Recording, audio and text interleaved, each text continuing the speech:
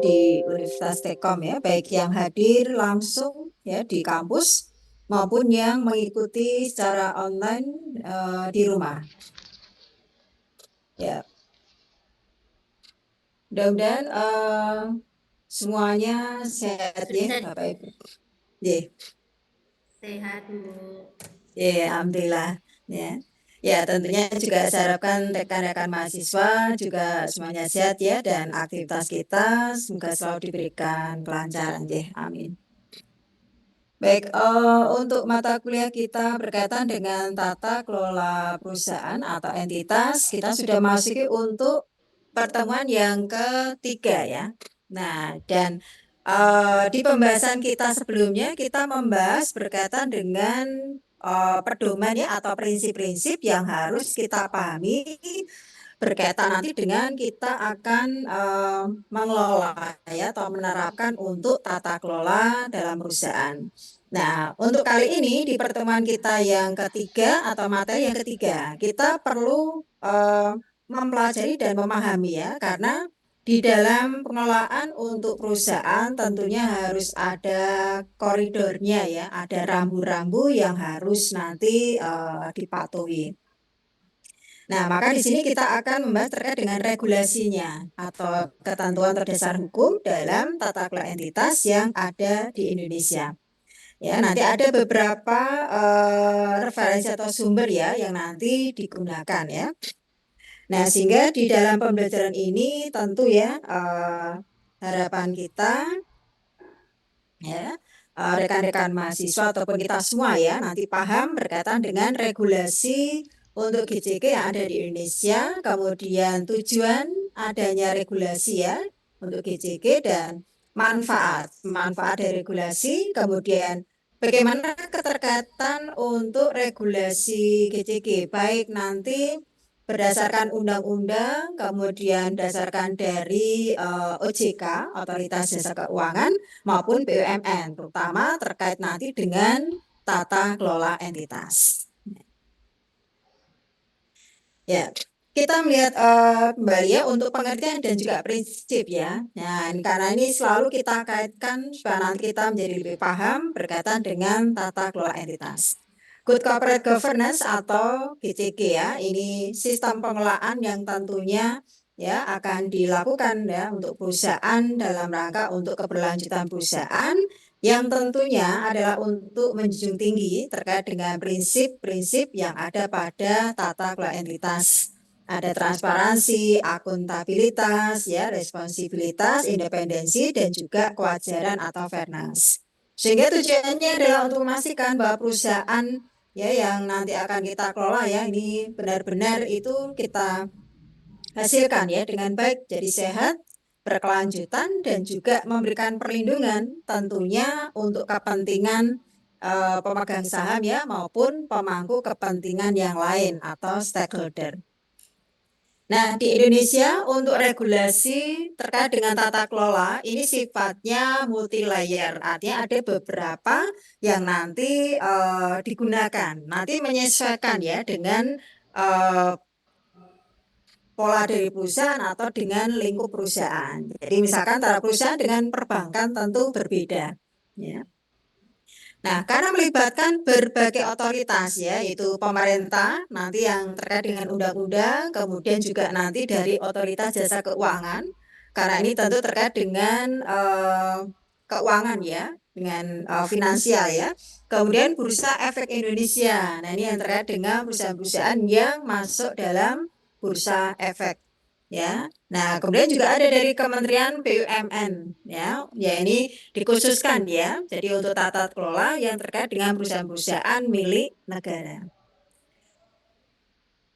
Nah tujuan penerapan GCG di Indonesia tentu kita perlu melihat kembali ya, jadi terkait dengan yang pertama adalah meningkatkan transparansi dan akuntabilitas, di mana perusahaan tentu ya memiliki kewajiban untuk menyampaikan informasi ya yang akurat ya, yang benar atau sesuai ya, relevan dan juga tepat waktu kepada pemegang saham maupun pada publik. Kemudian yang kedua terkait dalam perlindungan untuk hak pemegang saham dan juga pemangku kepentingan atau stakeholder. Ya, ini terkait ya yang kita bahas sebelumnya ya. Jadi bukan hanya pada pemegang saham mayoritas, tetapi juga untuk pemegang saham minoritas. Selain itu juga dengan pihak lain ya, ada kreditur ya, karyawan ini juga punya kontribusi atau kepentingan ya dengan tata kelola yang ada pada perusahaan ya nanti hasilnya. Kemudian konsumen juga kaitan dengan produk dan layanan, kemudian juga masyarakat luas.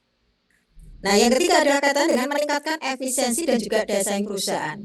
Di mana perusahaan yang sudah menerapkan ya untuk GCG-nya. Nah, biasanya jauh lebih bagus ya karena tatanannya sudah sudah terkelola dengan baik ya sehingga menjadi lebih efisien dan dari investor tentunya ini akan jauh lebih menarik ya dengan perusahaan yang penataan secara administratifnya, secara pengelolaan perusahaannya atau manajemennya itu menjadi lebih baik ya. Dan ini juga menjadi salah satu ya nanti kunci ya untuk bisa bersaing di tingkat global. Yang keempat, menciptakan untuk iklim usaha ya tentunya yang sehat dan juga berkelanjutan. Ini menjadi salah satu hal yang baik ya karena dapat mengurangi dari praktek-praktek penyalahgunaan wewenang ya, kemudian benturan kepentingan dan juga potensi kecurangan atau fraud. Nah, dan yang kelima, nah ini juga penting sekali ya kalau kita nanti menerapkan GCG itu mencegah ya adanya KKN gitu ya, kolusi dan nepotisme. Nah, jadi semua bekerja secara profesional, tidak ada istilahnya kepentingan yang ada di dalam konteks lingkup pekerjaan tersebut. Ya. Kemudian meningkatkan kepercayaan publik dan juga investor. Terutama ini ya untuk perusahaan yang masuk di pasar modal ya, masuk di bursa efek menjadi satu hal yang penting untuk menyediakan informasi yang benar-benar akurat ya, yang dapat dipercaya, terbuka sehingga nanti dari pihak pembacanya ya, dia menerima informasi ini menjadi lebih percaya, lebih yakin ya terhadap investasi yang nanti akan dimasukkan di pilihan perusahaannya. Ya. Nah, manfaat penerapan untuk tata kelola. Ini kita masih ingat ya, bagi perusahaan tentu sebagai akses ya, sebagai akses modal menjadi lebih mudah, kinerja kita juga bisa berkontinu ya, jadi bisa berjalan panjang, dari operasional kita juga makin efisien, penghematan ya, pemborosan itu makin bisa diminimalkan. Ya, dari segi pengendalian internal nanti juga akan jauh lebih baik karena setiap pekerjaan atau operasional ya itu benar-benar dapat dikontroli dengan baik. Kemudian juga ini dapat menciptakan untuk reputasi dan juga citra perusahaan. Untuk investor tentu terkait dengan hak investor ya, kita masih ingat ya terkait dengan untuk mendapatkan returnnya, keamanan modalnya. Nah, jadi biasanya kalau kita investasi itu yang kita harapkan modal kita itu aman, tidak hilang. Ya, return tinggi itu pasti yang jadi alasan utama ya, dapat banyak itu yang jadi alasan utama. Yang kedua, kepastian dan keamanan investasi. Tentu ini nanti dapat mengurangi untuk resiko penyalahgunaan dana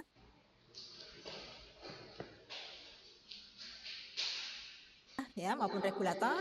Nah, ini kaitannya keberadaan perusahaan ya yang nanti dalam aktivitasnya ini benar-benar mematuhi ya untuk regulasi ya terkait dengan pajak maupun hukum.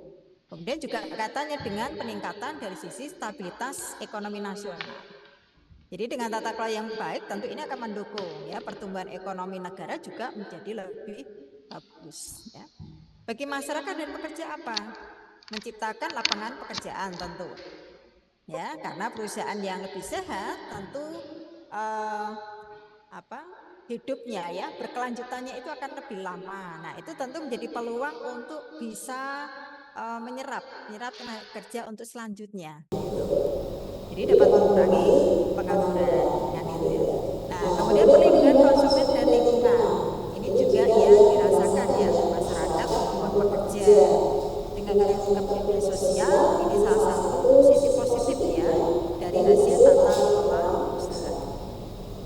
Nah, sekarang kita akan lihat untuk regulasi yang nanti menjadi acuan ya di dalam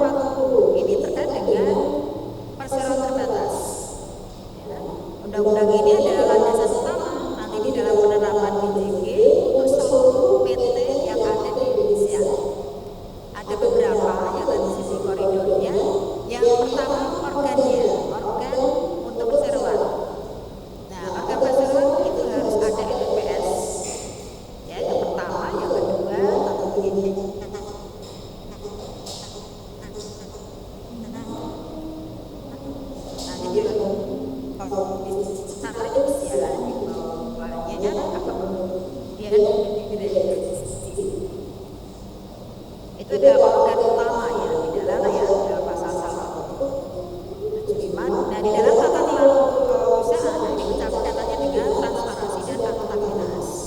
Jadi di sini kita bisa melihat bahwa direksi itu wajib untuk membuat laporan tahunan. Itu sudah tertuang jelas itu di undang-undang ya nomor 40 pasal 6 jelas. Jadi mau tidak mau perusahaan harus untuk PT itu harus menjadikan laporan tahunan, itu wajib. Dan itu tanggung jawab direksi. Ya.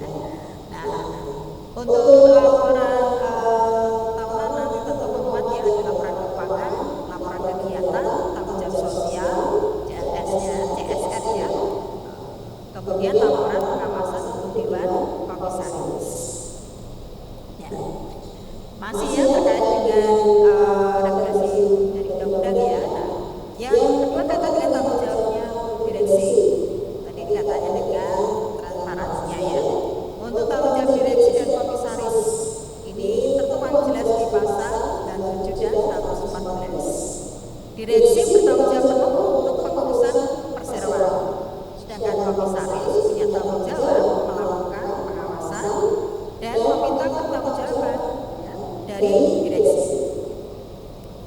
Kemudian perlindungan pemegang saham ini juga diatur dalam undang-undang, ya, di mana pemegang saham minoritas itu juga punya hak yang sama dan bisa ya melakukan gugat ya apabila dirasakan keputusan yang dihasilkan tidak pemegang saham minoritas, karena biasanya lebih dahulu yang mayoritas karena persentasenya lebih besar. Nah, kemudian dari sisi keterbukaan informasi, ya, laporan tahunannya itu wajib disampaikan ke RUPS dan juga diumumkan supaya pemegang saham mendapat informasi yang jelas. Sehingga implikasinya apa? Ya, untuk regulasi GJG ini ya dalam Undang-Undang Indonesia, Undang-Undang PT, ya, ini menekankan prinsip dalam tata kelola ada akuntabilitas, ada tanggung jawab, perlindungan untuk pemegang saham, ya, di mana semua itu menggunakan koridor pada prinsip tata kelola ekuitas yang kita bahas di pembahasan sebelumnya. Nah, ini untuk PT ya. Ya, jadi untuk regulasi undang-undang yang mengatur kaitannya untuk tata kelola untuk perseroan terbatas. Nah, sekarang untuk yang mengatur kaitan dengan pasar modal. Nah, ini aturan ini ada tertuang di Undang-Undang Nomor 8. Tadi Undang-Undang Nomor 40 itu yang PT. Ya. Nah, Undang-Undang Nomor 8 ini menjadi dasar pengaturan GJG ya untuk emiten. Emiten itu perusahaan-perusahaan yang masuk dalam bursa efek. Ya, jadi disebut dengan emiten. Nah, selain itu juga untuk perusahaan yang publik. Nah, ini poin utama ya dalam undang-undang ini terkait yang pertama kewajiban keterbukaan informasi. Yang kedua adalah perlindungan investor dan yang ketiga peran Bapepamda, Badan Pengawas Pasar Modal ya, yang sekarang ini sudah berubah ya menjadi Otoritas Jasa Keuangan. Jadi sebelumnya itu yang melakukan pengawasan ya, untuk perusahaan-perusahaan yang masuk dalam bursa efek Indonesia itu adalah Bapepam. Sekarang sudah pengawasannya sudah dipindah ya, artinya sudah ada perubahan yaitu dilakukan oleh Otoritas Jasa Keuangan. Implikasi ya dalam GJG-nya terkait dengan Undang-Undang Pasar Modal ini ya. Nah, Undang-Undang Pasar Modal memperkuat untuk prinsip transparansi, keadilan dan integritas di dalam pengelolaan perusahaan publik. Ya, karena perusahaan itu kan yang nanti menjadi bagian dalam kepentingan Indonesia ini adalah lingkup yang luas, ya, jadi dalam masyarakat luas ya, sehingga dari pasar modal ini harus memastikan bahwa perusahaan-perusahaan yang masuk dalam bursa efek ini benar-benar perusahaan yang punya kredibilitas yang bagus.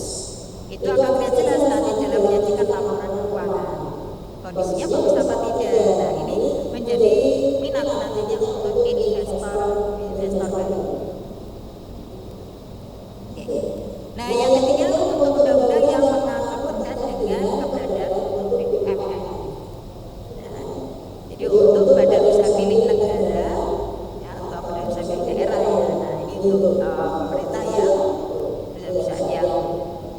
pemerintah. Nah ini juga ada ya di dalam undang-undang di Indonesia nomor 19. Nah di sini mengatur kaitannya yang pertama untuk prinsip profesionalisme dan efisiensi. Kemudian aturan yang kedua berkaitan organ untuk BUMN. Tapi sama ya, kalau untuk perseroan terbatas untuk organ perusahaan itu sama ada PS ya, cuma bedanya kalau BUMN itu berarti yang ada di atasnya adalah Menteri BUMN. Karena kan bukan kumpulan pemegang saham ya, beda ya. Karena kalau untuk BUMN nanti yang paling atas adalah Menteri BUMN, nanti baru ada direksi dan seterusnya. Ya. Nah kemudian keterbukaan dan laporan keuangan ini juga sama ya, kewajibannya nanti dilakukan oleh direksi ya, menyusun laporan tahunan juga laporan keuangan ya.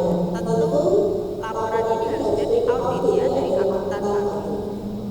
Nah tujuan keberadaan BUMN tentu kita tahu ya bahwa perusahaan-perusahaan milik negara itu bertujuan adalah untuk kepentingan kesejahteraan masyarakat ya, melayani masyarakat. Nah sehingga fokusnya atau orientasinya bukan mengejar keuntungan. Ya. Nah implikasinya adalah tata kelola untuk undang-undang BUMN ini menekankan keseimbangan ya, antara profit oriented ya dengan public service oriented. Jadi antara orientasi keuntungan dengan orientasi pada pelayanan ya, pelayanan nanti yang akan diberikan. Karena untuk perusahaan milik negara ini lebih kemudian fasilitas ya, layanan pada masyarakat umum.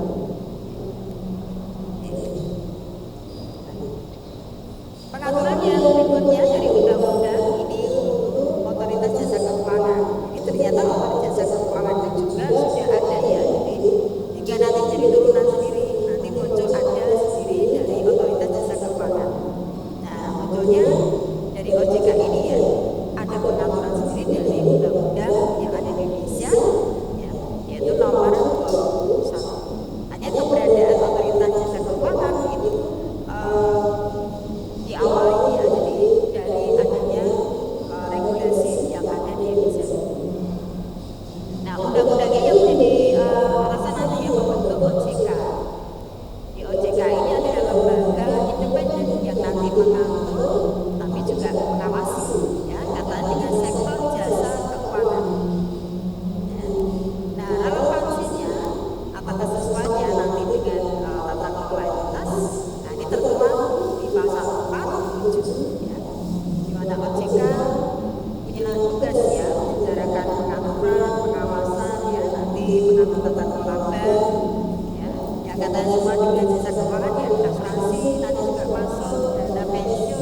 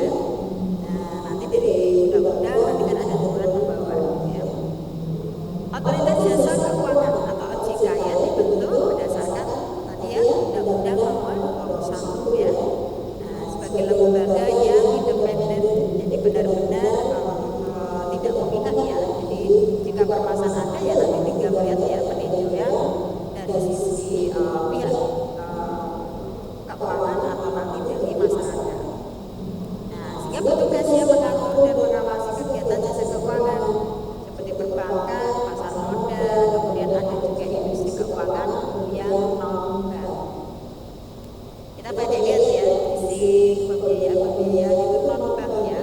Nah tapi banyak kan gitu. Nah itu kalau tidak diawasi, masyarakat kadang yang mengeluh gitu. Nah sehingga salah satu mandat OJK apa? Memastikan ya penerapan tata kelola perusahaan yang baik ini akan menjamin ya industri keuangan jadi sehat, transparan dan juga akuntabel. Harapannya pasti itu ya. Jadi kalau ada keuangan yang bagus ya pasti hasilnya juga diharapkan bagus. Nah ini ada beberapa dasar aturannya, peraturan yang dikeluarkan OJK yang terkait itu nanti dengan tata kelola ya. Nah ini tentunya juga selain untuk emiten juga ada proses publik, nanti juga ada perbankan, nanti juga ada yang non bank.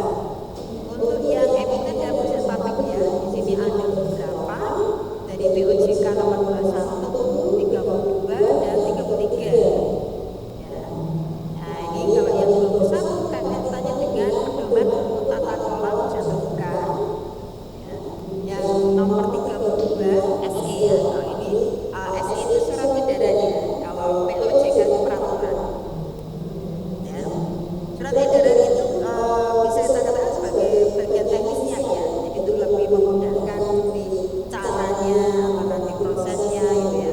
Kalau peraturan lebih nanti ke pedoman untuk pelaksanaannya. Kemudian untuk POJK nomor 33 ini terkait dengan Dewan Direksi, Dewan Komisaris, kemudian juga ada direksi yang ada di lingkup perusahaan publik. Ya, jadi perusahaan publik itu istilah lainnya kita bisa sebut emiten. Jadi kalau yang ada di perusahaan efek itu biasanya menggunakan istilah emiten, bukan perusahaan.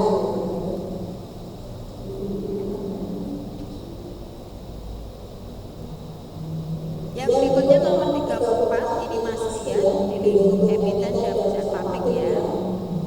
Nomor 34 ini untuk terkait untuk komite nominasi dan remunerasi. Ini biasanya kaitannya dengan imbalan yang nanti diberikan ya untuk dewan komisaris ya maupun nanti direksi. Nah karena kan yang bekerja ya mengelola perusahaan untuk direksi, kalau komisaris yang melakukan pengawasan. Nah penentuan imbalan itu juga nanti ada ketentuannya. Kemudian nomor 55 ini terkait dengan pembentukan untuk komite audit. Ya. Jadi penentuan komite audit nanti terkait dengan tugasnya ya untuk membantu dewan komisaris ya untuk mengawasi dari laporan keuangan. Jadi kalau kita bicara audit dan evaluasi, pengawasan, ya apakah ada penyimpangan. Nah nanti ini adalah bagian dari tugas komite audit.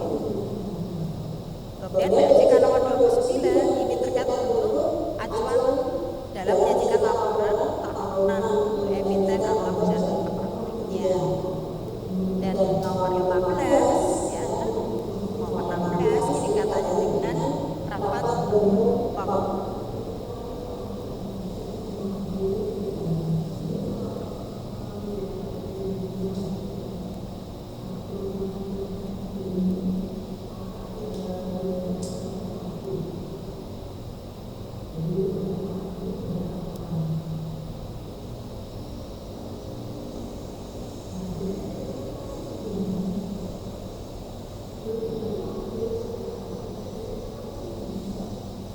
Tapi yang masalah dengan keuangannya gitu ya.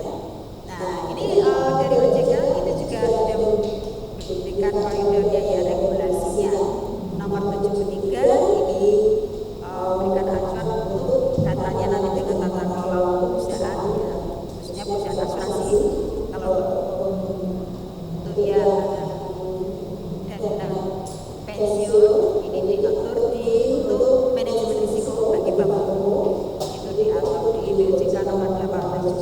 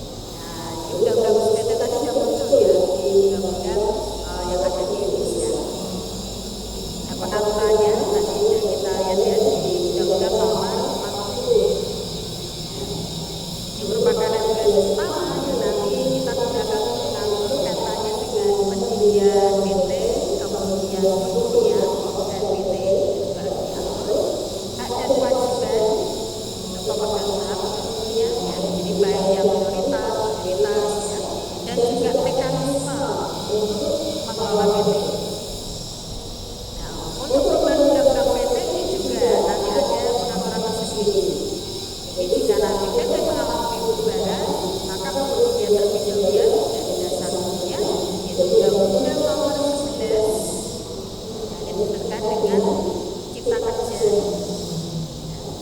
ini yang sudah berubah ya, yang sebelumnya digunakan itu yaitu Omnibus Law. Nah, sekarang sudah berubah ya menjadi Undang-Undang Cipta Kerja. Dan juga peraturan pemerintah nomor 8. Ini katanya dengan modal dasar perseroan dan juga pendaftaran untuk pendirian, badan pembubaran PT. Jadi setiap kegiatan apapun ya, jadi mulai dari mendirikan, kemudian nanti kalau ada perubahan sampai pembubaran, maka harus diinisiasi terlebih dahulu ya, dengan dasar peraturan yang nanti menjadi koridor untuk perseroan terbatas. Nah, sekarang untuk penerapannya, bagaimana penerapan GJG di dalam perseroan terbatas? Nah, ini tentu sama ya, yaitu penerapan GJG pasti kita mengacu pada prinsip ya, prinsip-prinsip dasar yang ada pada tata kelola entitas. Nah, prinsip yang pertama transparansi. Jadi prinsip dasar GJG itu pasti bahwa ya pada katanya dengan penataan yang ada pada perusahaan. Transparansi tentu kaitannya dengan kewajiban informasi ya, istilah.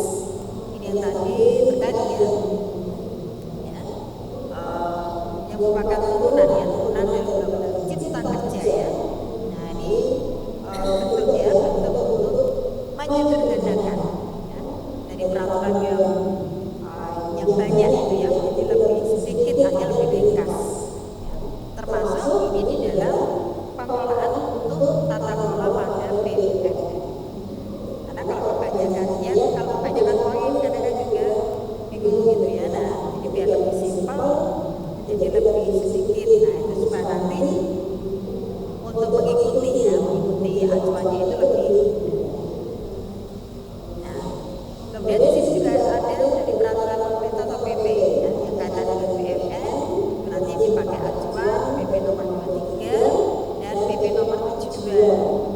Nah, ini kalau kaitannya nanti dengan pendirian sama ya, pemerintah nanti mendirikan badan usaha milik negara yang baru, nah tentu juga perlu ada acuan dari peraturan pemerintah. Sedangkan untuk penata usahaan ya, untuk modal yang negara yang nanti dimasukkan ya pada BUMN ini sudah diatur di PP nomor 72 ini. Nah, sedangkan untuk peraturan Menteri BUMN ya, nanti kaitannya dengan penerapan untuk tata kelola yang nanti dilakukan pada BUMN tersebut. Nah, yang diacu adalah peraturan Menteri BUMN ya nomor 1 tahun 2011. Ini sudah ada turunannya ya, digunakan nanti nomor 9 tahun 2012.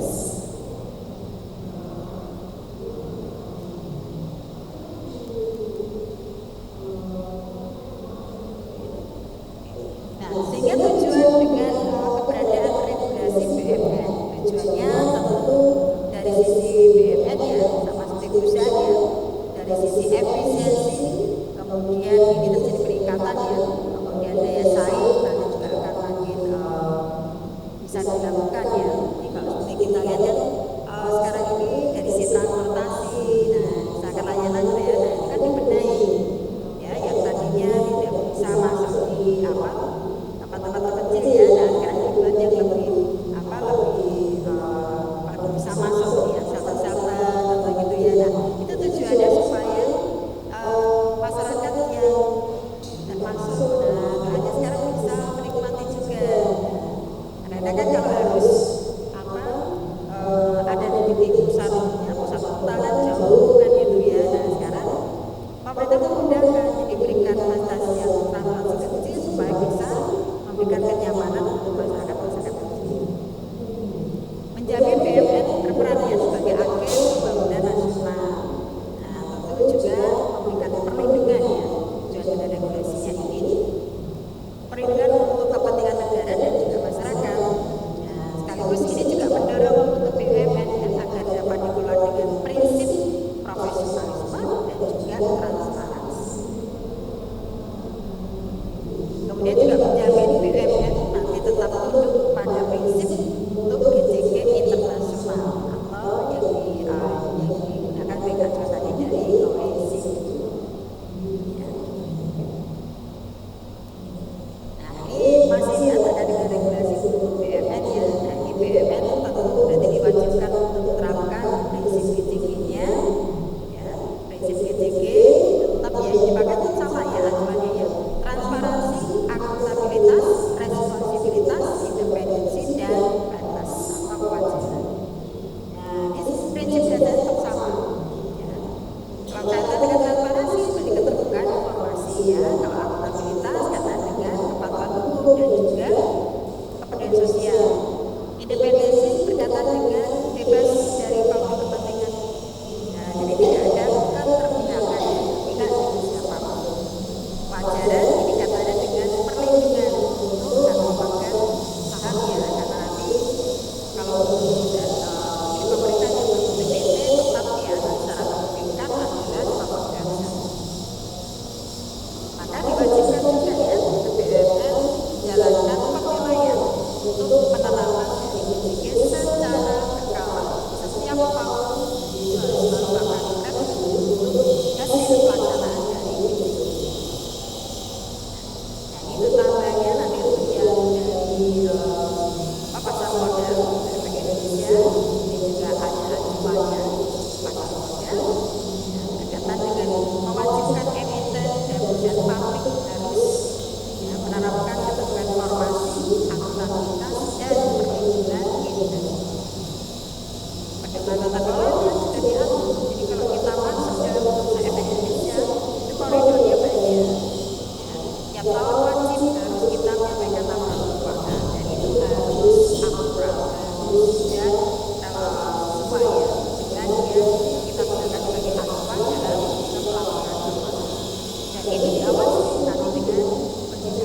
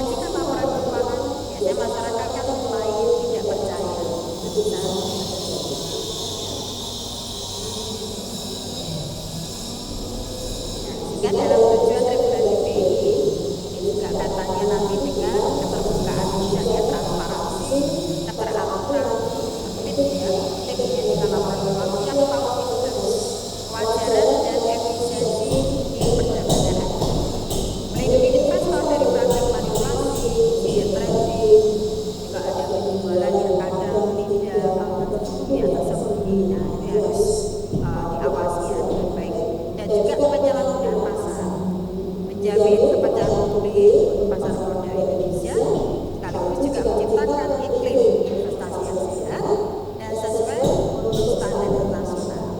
Nah, ini nanti bisa mendukung pertumbuhan perekonomian ya, negara kita menjadi lebih stabil. Nah, mungkin karena pengawasan itu memang perannya penting sekali ya.